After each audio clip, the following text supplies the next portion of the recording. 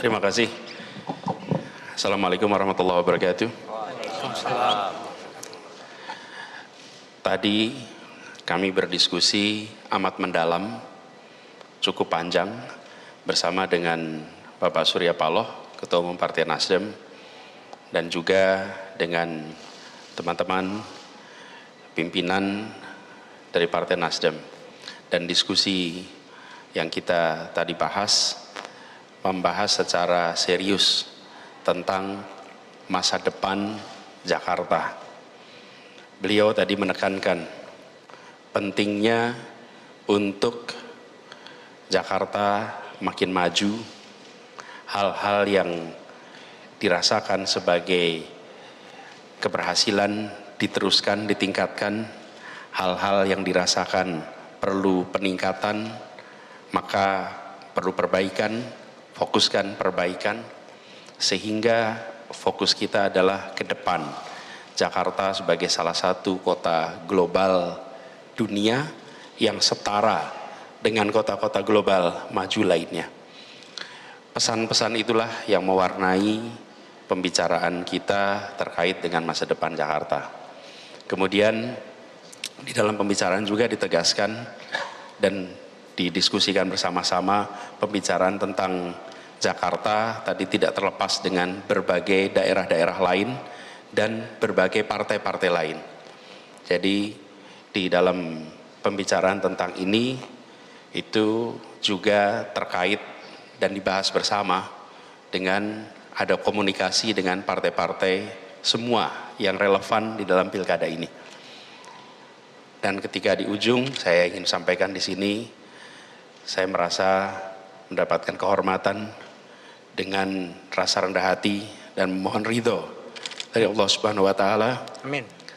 Amanat yang diembankan oleh Partai Nasdem ini kami terima dan kami akan junjung dengan sebaik-baiknya, sehormat-hormatnya, dan akan berjuang bersama-sama sebaik-baiknya untuk warga Jakarta yang insya Allah nanti dampaknya bisa dirasakan oleh semua.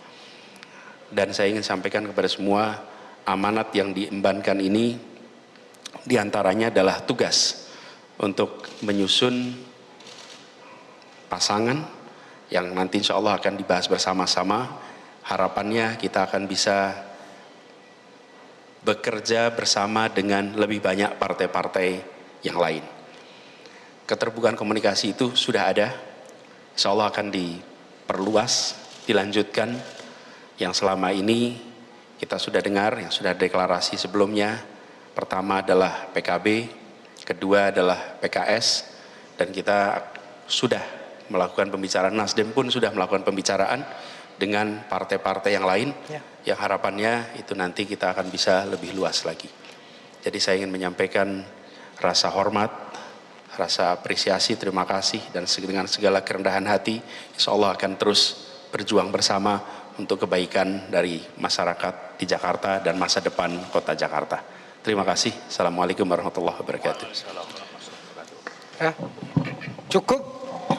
Ada pertanyaan? Oke.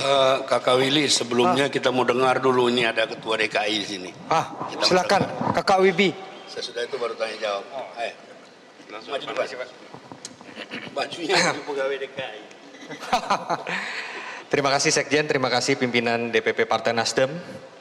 Yang saya hormati dan saya banggakan Bapak Anies Rashid Baswedan. Tentunya kami dari DPW Jakarta menyambut baik dan bersukaria atas keputusan yang sudah diambil oleh DPP, dan kami siap bekerja keras semampu kami untuk bisa memenangkan Bapak Anies nanti di kontestasi Pilkada Jakarta.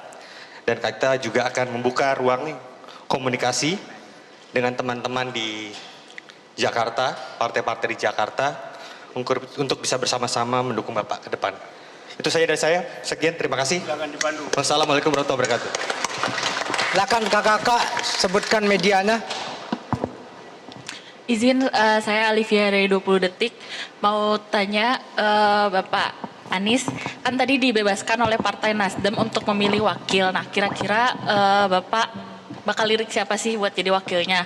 Kemudian pertanyaan kedua, kemungkinan Pak Anies diduetkan oleh Mas Kaisang ini gimana potensinya? Karena tadi Nasdem bilang mau dukung Mas Kaisang itu di Pilgub Jateng. Apa artinya emang tidak ada kans buat Anies Kaisang di DKI? Terima kasih.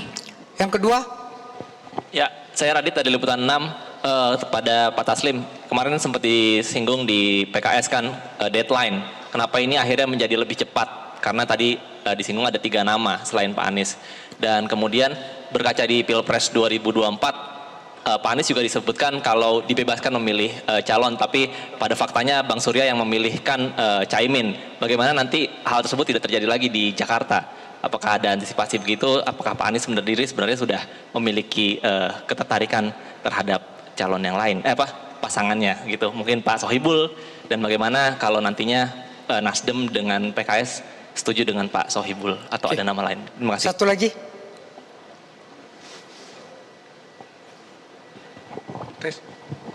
Tes, saya Willy Bang dari Harian Kompas.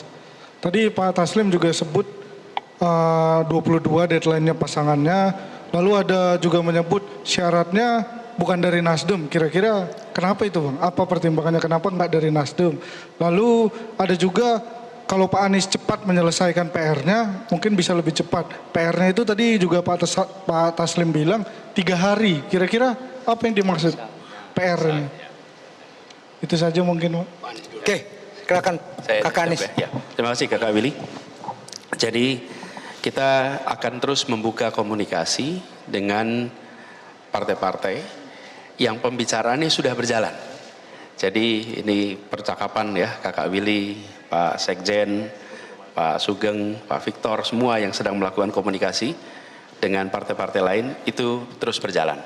Sehingga nantinya kita akan berembuk bersama untuk bisa menyepakati agar pasangan yang nanti diusung adalah pasangan yang memperkuat koalisi.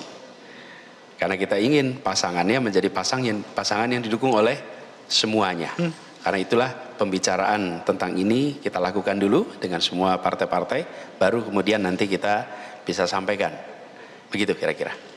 Jadi untuk wakilnya kita tentu mengambil titik tengah benang merah untuk kemudian bisa duduk bersama.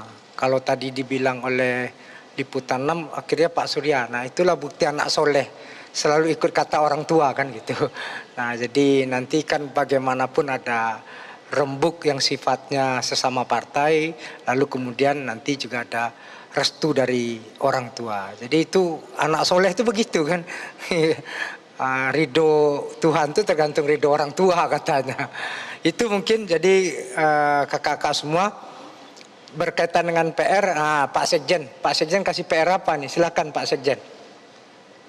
Ya, saya mau tegaskan dulu yang saya jelaskan waktu menghantar Ilham di PKS, itu rekomendasi Nasdem selambat-lambatnya 31 Juli. Itu kan pointers ke-17 dari edaran Bapilu yang dibuat oleh Kakak Willy dan kawan-kawan.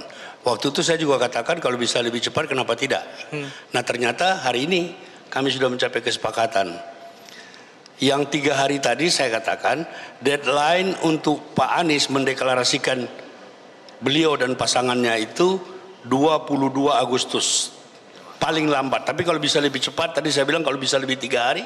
Jadi nggak ada yang salah dengan itu. Semua benar, terima kasih. Iya. Oke, cukup ya. Terima kasih. Assalamualaikum warahmatullahi wabarakatuh. Hah? Udah setengah hari. Tadi dipanggil langsung balik diadakan gitu.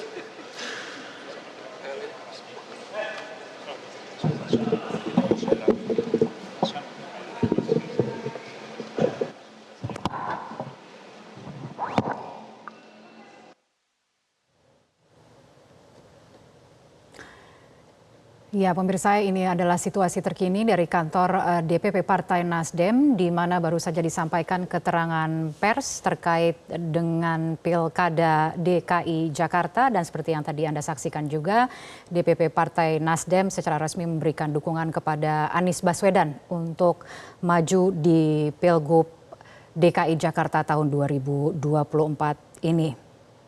Anies Baswedan sendiri merupakan Gubernur DKI Jakarta periode 2017-2022.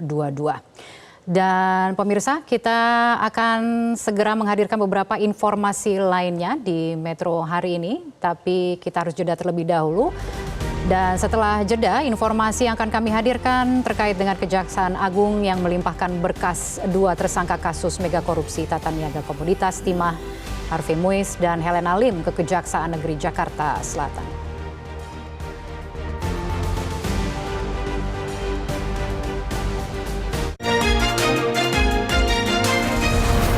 Jelajahi cara baru mendapatkan informasi. Download Metro TV Extend sekarang.